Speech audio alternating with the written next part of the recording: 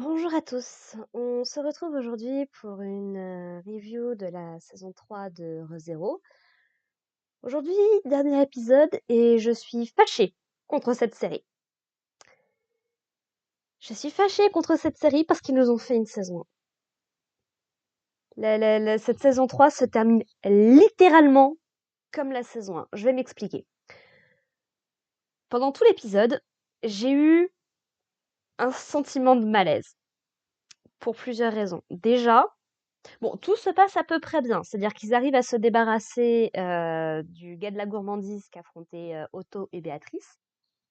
Donc Béatrice nous explique qu'elle a récupéré des cristaux de magie qui lui permettent de lancer de gros sorts et que elle en garde un en réserve pour pouvoir ramener Puck, mais que voilà, elle en a au moins 5 à sa disposition. Sauf que même avec ça, elle galère à faire le moindre dommage à ce mec-là. Fort heureusement, Felt va choisir ce moment-là pour revenir avec la fameuse arme qui est censée être capable de se débarrasser même de Reinhardt. Donc ça te pose le niveau de menace. Et on comprend de par les interactions de Béatrice que c'est une arme qui est reliée à Echidna. Donc à la sorcière... Ah, je sais plus, c'est l'envie? Non. Celle qui est liée à Régulus, globalement. Enfin, voilà. Et donc voilà, donc elle l'utilise pour s'en débarrasser, puisque Felt a un atout assez intéressant et assez important dans sa poche, c'est-à-dire qu'elle est la contre-attaque parfaite au gars de la gourmandise, puisque donc il essaye de lui voler son nom, son identité, ses souvenirs, tout ce que vous voulez, sauf que ça ne marche pas, puisque Felt n'est pas son vrai nom. Ce que Felt nous explique, c'est que ça, c'est le nom que lui a donné le vieux Rome quand il l'a recueilli il y a 15 ans. Sauf que de ce que nous explique un des gars de la gourmandise, puisqu'on découvre une troisième tête à, à ce trio, et ben c'est qu'en fait, visiblement, elle avait déjà un autre nom avant que Rome ne lui en donne un. Ce que Felt a toujours cru, c'est qu'elle a été abandonnée. Je commence à me demander si c'est si simple que ça. Est-ce que ses parents n'ont pas juste été tués? Parce que Felt est un personnage assez mystérieux, parce que bon, Anastasia, on sait qu'elle est héritière d'une grande compagnie. Priscilla, pareil, elle a ses airs de grande dame. Crush, pareil, elle a ses ascendants et tout. Et Emilia est une demi-démon, comme le mentionne Priscilla, une demi-elfe. Et on connaît ses origines depuis la saison 2. Felt, il y a toujours eu ce côté très bizarre à son personnage, puisque bah, globalement, c'est une gamine des rues qui se retrouve capable de rentrer dans la sélection pour devenir le nouveau régent du royaume. Et c'est ça un petit peu qui avait à la base surpris Reinhardt. Mais donc du coup, il reste encore pas mal de mystères à découvrir sur Felt dans le reste de la série. Donc j'ai très très hâte de voir ce que ça va donner. Quel est son lien avec le dragon et ce genre de choses, quoi. Et donc voilà, donc globalement, la situation se tasse une fois que ces personnages-là sont gérés. Et en fait, eux se barrent en fait, tout comme Capella à l'époque.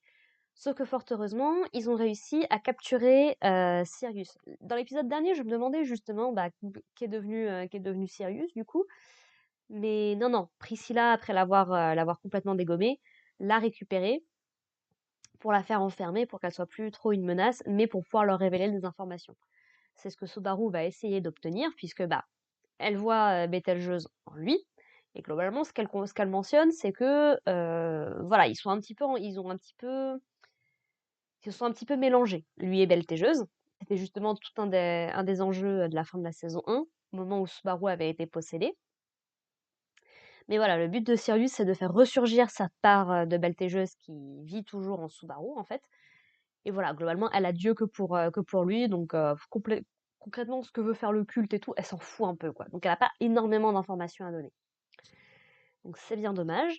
Bon, fort heureusement, visiblement, tout le monde est revenu sain et sauf de la bataille, donc tout va bien.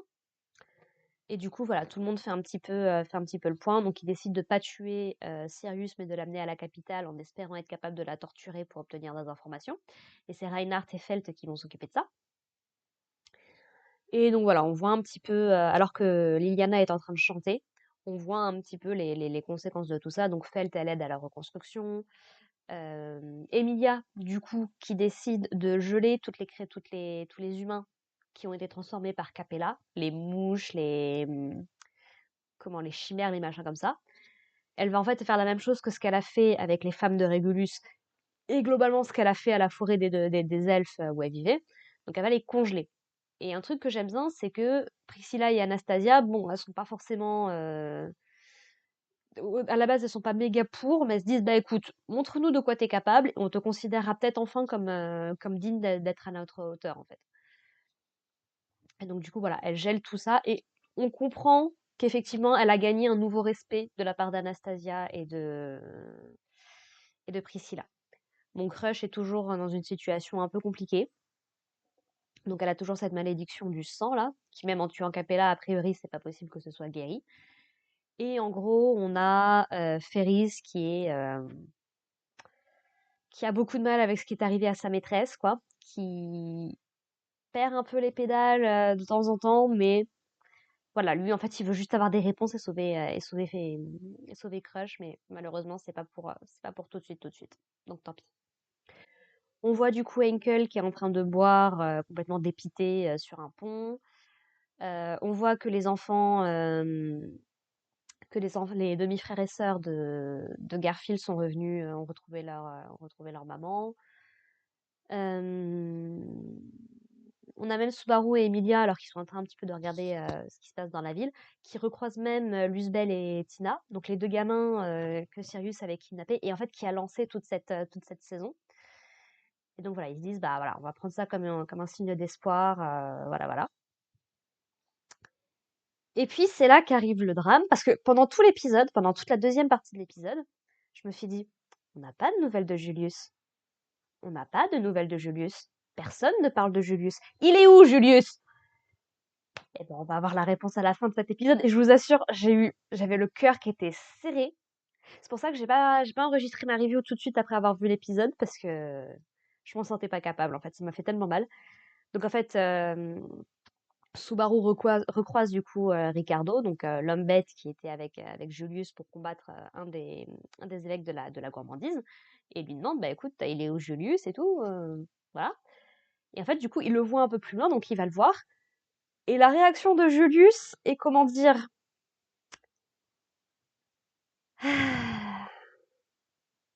en gros, il est surpris que Subaru le reconnaisse. Donc Subaru ne note pas le truc sur le coup. Il y a Emilia qui arrive et il lui dit: «Ah oui, non, mais c'est juste Julius qui fait l'idiot et tout». Emilia le regarde. Il y a un échange de regards alors que le visage de Julius est vraiment sombre et tout. Et en fait, Subaru va assez rapidement comprendre, avant même que Emilia ne lui dise: «Et c'est qui ce Julius du coup? C'est un de tes amis?» Subaru a compris et tu peux voir sur son regard qu'il est réellement mortifié, quoi. Puisque dans ce qu'on en comprend, c'est que bah, Julius a plus ou moins subi le même sort que Rem. Alors, encore une fois, je me souviens plus très très bien de saison 1, saison 2 à ce niveau-là. Donc, grosso modo, il y a plusieurs possibilités pour les personnages, du coup. Il y a se faire voler son nom et en fait que plus personne. Enfin, comment dire? Comment dire? On ne sait pas en fait pourquoi Subaru est le seul à se souvenir des gens qui ont été effacés. En tout cas, de Rem et de Julius. Et je crois que même à l'époque, quand ils avaient affronté la baleine, il me semble que justement, c'était le seul à se souvenir des compagnons qu'ils étaient en train de perdre, en fait. Donc, est-ce que ça vient de son lien avec Satella? Est-ce que ça vient de son possible lien avec Frugel? Mais ça, on en reparlera un autre jour. Mais si vous connaissez Zero Zero, je pense que vous devez avoir une idée de quoi je veux parler.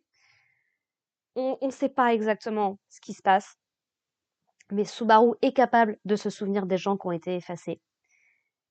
Et ouais, il le vit très mal. Surtout quand juste avant on te dit: «Ouais, il y a pas une victime et tout va bien, c'est cool et tout». C'est non, non, on a perdu Julius en fait et je suis pas d'accord parce que, bah, oui, leur relation a commencé sur de mauvaises bases, mais Julius, il est cool quand même. Et puis voilà, ils ont une relation d'amitié et tout qui est toute choupie avec comme avec Reinhardt et tout. Ils ont fait un super trio et puis non, du coup, visiblement là, il va y avoir un sérieux problème et c'est comme ça du coup que se termine la saison 3.